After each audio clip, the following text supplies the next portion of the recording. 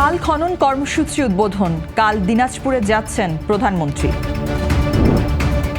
Ultimatum শেষ, অবৈধ স্থাপনা উচ্ছেদে সৈকত এলাকায় উত্তেজনা। অবৈধ মাটি কাটার সময় যুবক নিহত, ধামাচাপা দিতে ৫ লক্ষ টাকার প্রস্তাব। মাদারীপুরের সাথে হত্যার দোষীদের দ্রুত গ্রেফতারের দাবি। ভিজিএফের চাল বিতরণে অনিয়মের অভিযোগ, সড়ক অবরোধ। আমন্ত্রণ জানাচ্ছি বাংলাদেশ প্রতিদিন সারা দেশের সব খবরে। এতক্ষণ শুনছিলেন সংবাদ শিরোনাম, এবারে বিস্তারিত। করোনা বা যে কোনো ভাইরাসের এগেইনস্টে ফাইট মানি ব্যাকট্রলের লেফট রাইট। আগামীকাল ১৬ মার্চ সোমবার প্রধানমন্ত্রী ও বিএনপি চেয়ারম্যান তারেক রহমান দিনাজপুর সফরে আসছেন। তিনি কাহারোল উপজেলার বলরামপুর সাহারপাড়া এলাকায় ১২ কিলোমিটার খাল পুনর্খননের মাধ্যমে দেশের খাল খনন কর্মসূচির উদ্বোধন করবেন। একই সঙ্গে ভার্চুয়ালি ৫৩টি জেলায় খাল খনন কর্মসূচির উদ্বোধন হবে। সফর শেষে তিনি দিনাজপুর শহরের ফরিদপুর গোরস্থানে নিজ পরিবারের মৃত সদস্যদের কবর জিয়ারত করবেন। বিএনপি নেতাকর্মীদের মধ্যে সফরকে কেন্দ্র করে ব্যাপক উৎসাহ উদ্দীপনা লক্ষ্য করা যাচ্ছে। কক্সবাজার সমুদ্র সৈকতের সুগন্ধা পয়েন্টে গড়ে ওঠা অবৈধ দোকানপাট নিজ উদ্যোগে সরাতে শুরু করেছেন ব্যবসায়ীরা। স্বরাষ্ট্রমন্ত্রী সালাউদ্দিন আহমেদের নির্দেশনার এক সপ্তাহের আলটিমেটামের শেষ দিনে রবিবার সকাল থেকে দোকান সরানোর কাজ শুরু হয়। এর আগে প্রশাসনের পক্ষ থেকে জানানো হয়, সকাল ১০টার মধ্যে দোকান সরিয়ে না নিলে আইনি ব্যবস্থা নেওয়া হবে এবং মালামাল জব্দ করা হবে। এদিকে জেলা প্রশাসনের সহকারী কমিশনার মঞ্জু বিন আফনানের নেতৃত্বে উচ্ছেদ অভিযানে সেনাবাহিনী, র্যাব, পুলিশ ও আর্মড পুলিশ ব্যাটালিয়নের সদস্যরা অংশ নেন। সরকারের সিদ্ধান্ত মেনে তারা এই জায়গা থেকে নিজ দায়িত্বে চলে যাচ্ছে এবং গতকালকে আমরা আপনাদেরকে আপডেট দিয়েছিলাম যে তাদের প্রার্থিত সময়ের প্রেক্ষিতে তাদেরকে আজকে 10টা পর্যন্ত সময় দেওয়া হয়েছিল, কিন্তু যেহেতু তাদের এতগুলো দোকান এবং মালামাল সরিয়ে নেওয়ার জন্য তারা আজকে সকালে আবারও কিছুটা সময় প্রার্থনা করে। তার প্রেক্ষিতে তাদেরকে সেই সময়টুকু দেওয়া হয়। ফিক্স সময় বলা সম্ভব না, তবে এই অভিযানটা ধারাবাহিক থাকবে।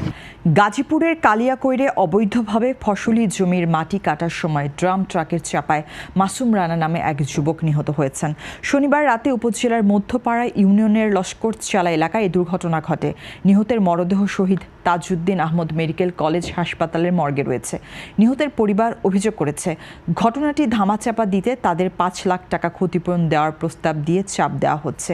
নিহতের বাবা নূর উদ্দিন দাবি করেছেন, এটি হত্যাকাণ্ড এবং ঘটনার সুষ্ঠু তদন্ত চাই। মৌচাক পুলিশ ফাঁড়ির উপপরিদর্শক শামীম হোসেন জানান, এখনও লিখিত কোনো অভিযোগ পায়নি। অভিযোগ পেলে আইনগত ব্যবস্থা নেওয়া হবে। মাদারীপুরের সাথী আক্তার হত্যার ঘটনায় জড়িতদের গ্রেফতার ও দৃষ্টান্তমূলক শাস্তির দাবিতে মানববন্ধন অনুষ্ঠিত হয়েছে। রবিবার সকালে পাঁচখোলা ইউনিয়নের উত্তর মহিষের চর এলাকার স্বজন ও এলাকাবাসী মাদারীপুর প্রেস ক্লাবের সামনে ঘণ্টাব্যাপী এ মানববন্ধনে অংশগ্রহণ করেন। মানববন্ধনে নিহতের শ্বশুর, শাশুড়ি, ননদ সহ পরিবারের সদস্যরা দ্রুত আসামিদের গ্রেফতার ও সর্বোচ্চ শাস্তির দাবি জানান। বক্তারা অভিযোগ করেন, সাথী আক্তার শ্বশুরবাড়িতে নির্যাতনের শিকার হয়ে জীবন হারিয়েছেন, অথচ ১ সপ্তাহ পার হলেও অভিযুক্তরা এখনও গ্রেপ্তার হননি।